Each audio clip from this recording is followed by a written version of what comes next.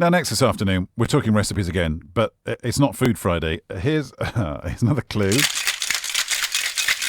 It's the C word you actually want to hear. It's cocktails. Cocktail Shaker Boys are a company in Market Harbour, and their motto is, because staying in is the new going out. I'm sure it's never felt more appropriate. Andrew Seaward is the owner. Andrew, hi. Yes, hi Ben, how are you?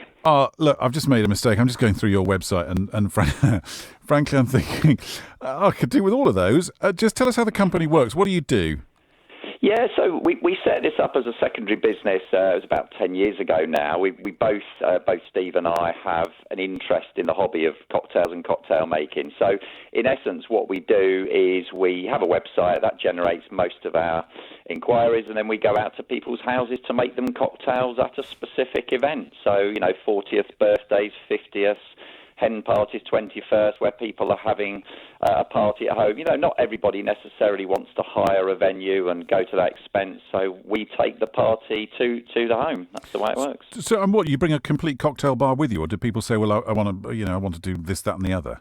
Yes, that's the thing with cocktails, isn't it? There are so many of them. So what we do is we agree a cocktail menu with the host or hostess in advance. So the standard one would normally be based around a choice of 5 alcoholic cocktails and 2 mocktails, and then that way, of course, it means we just take the ingredients to make those particular cocktails.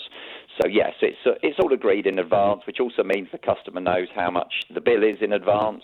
Okay. So yeah, it's all a fairly self-contained package, to be honest.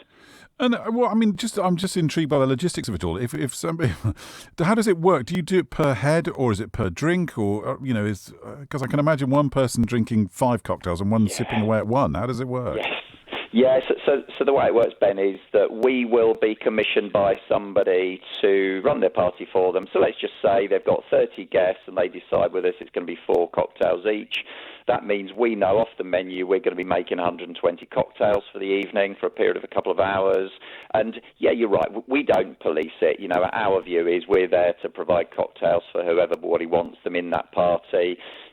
Some people may not have any at all. Somebody might have one and then switch to beer or wine, and Auntie Mabel might want 4 or 5, and that's absolutely fine. So we just know we're there to make that overall number of drinks. You've met Auntie Mabel, have you? Hey, so everyone's got an Auntie Mabel. Yeah, you're not kidding. Look, so just talk me through. So during lockdown, of course, that's. Are still people doing it for their individual households, or have you've opened this up a bit, really, haven't you? Yeah, I mean, you're right. Lockdown has obviously had a significant effect. I mean, fortunately, both of us have main businesses as well, so we're not dependent on it to make a living. But certainly one of the things I've been enjoying doing during lockdown is experimenting with some new ingredients and developing some new cocktails. And certainly as things open up, then we'll have some other new concoctions to add onto the menu. I mean, we do post some sort of new drinks on our Instagram on our Instagram feed. But yeah, but you're right. The face-to-face bit, which obviously we love doing, is not available to us at the moment. Which is it's a real shame. But it's interesting how the fact that you do the staying in is the new going out, and I wonder how long that will last for. Of course, people want to go to the pub and stuff, and when that happens, I'm sure people will be dying to do that. But I came across somebody just this week I'm hoping to speak to the next week or two on the show who does beautiful place settings, not like massively expensive things, just to make a table look beautiful. So, for people that haven't been able to have an 18th birthday or a golden wedding anniversary, or whatever it might be, you can just make it a bit special within the confines of your own home. Yes, exactly. I agree with you. I'm sure everyone will be very keen to get out and socialise and mix with people, again, as lockdown sort of gradually gets eased. But I think also, as you've said, I think many people will kind of think, well, actually, this is going to be new normal, and do I want to share a space with 57 other people? So I think the idea of being self-sufficient and being able to give yourself some options to do things at home is certainly part of what I'm noticing people are inquiring about. So how does it work with giving some of your recipes away? Are you giving all the secrets away, or these are kind of standard recipes for asking for a friend, old fashions, for example? Yeah, I mean, it's somewhere between the two, isn't it? I mean, we, if we're serving cocktails with people or people inquire, how do you make one of these, then, yeah, we're quite happy to share that information. I mean, frequently we are testing different versions of famous cocktails, and therefore inevitably we'll come up with the one that we think is the best version of it, because, as I'm sure you can imagine, for every cocktail out there will be at least 4 or 5, widely accepted versions of it. So yeah, we're happy to share our version of whatever we make. Look, and you've got a lovely, colourful website, and I'm sure people can get loads of details there. But it's interesting how, over the last decade, cocktails have become much more mainstream, haven't they? And much more of, lots of people, they're going out for a nice night out. They start with a cocktail somewhere. It's not a cheap way to start the night, but it feels special. Yes, it does. It adds that, as you say, adds that layer of, sort of glamour to the evening, doesn't it? It makes it feel like you've had a special evening if you start with a cocktail or finish with a couple or whatever it happens to be. What's your biggest seller? What's the one that most people like? Yeah, I mean, and again, as you've said, fashions are changing. If you'd have asked me the question a couple of years ago, I would have said unquestionably the mojito, which is a great, very fresh, zesty, great drink for this sort of time of year. But yeah, we're finding things are gradually modifying. We're doing sort of more whiskey sours now. We do more espresso martinis. So yeah, and of course the other thing, as everyone knows, everything is about gin at the moment. So people have an automatic interest in anything that's gin based, certainly at the moment, because there are of course so many different gins out there that you can create all sorts of different things. I mean, one of the cocktails I've created recently uses a new gooseberry gin, so that's a flavour that wasn't even gooseberry available. Gooseberry gin? Gooseberry gin, yes. Who'd have thunk it? Yes, exactly.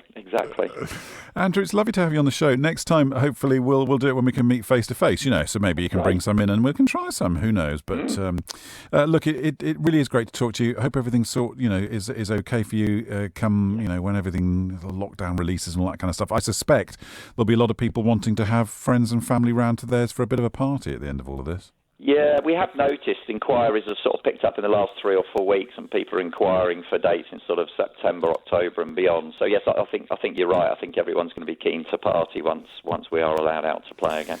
Good to talk to you. Thanks for coming on the show. What's your cocktail for tonight? Just asking. Oh, that's putting me on the spot, isn't it? So I'm going to go with I quite like whiskey, so I'm going to try something either that's bourbon based or rye whiskey based, and I'm going to probably try something new. But I'll thumb through my cocktail books or look on the internet to get some inspiration.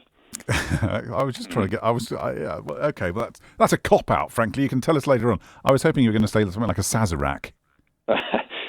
Sazerac. Well, it's funny you should mention that. I had one of those last Saturday. I love one of those. They're my favourite. That and an old fashioned. I just love them. Yeah, simple, straightforward. Uses absinthe, which is a particularly pungent sort of aniseed flavoured drink, and I'm not massively keen on aniseed as a flavour, so I'm always a little wary of anything with aniseed in. But it is an old classic drink, and even predates the martini apparently, the Sazerac. So it's got a very long history. My producer's just asked me would you give us a recipe for a simple cocktail? She's asking to help our audience, obviously. What she's actually asking for is for her Friday night tipple. Give us a really simple and not too expensive cocktail.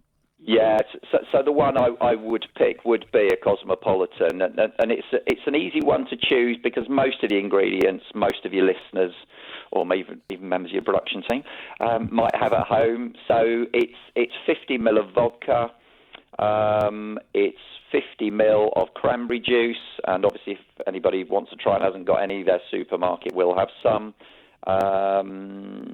And 25 ml of Cointreau or any other orange-flavoured liqueur. Cointreau is actually a triple sec. So triple sec is the generic name. Cointreau is a brand. So you can often buy some triple sec at the supermarket cheaper than you can Cointreau. Yeah. And then you probably need about 25 ml of lime cordial, Rose's lime cordial. Use a quarter of a lime in the bottom of your shaker and muddle it a bit. Put ice in it, add the 4 ingredients, shake it to death, and then you've got a beautiful summery cocktail. Just written that down. Okay, for 50. Right. Andrew, it's been great to have you on. Thank you. Thanks, Ben. It's nice talking to you. Yeah, you too.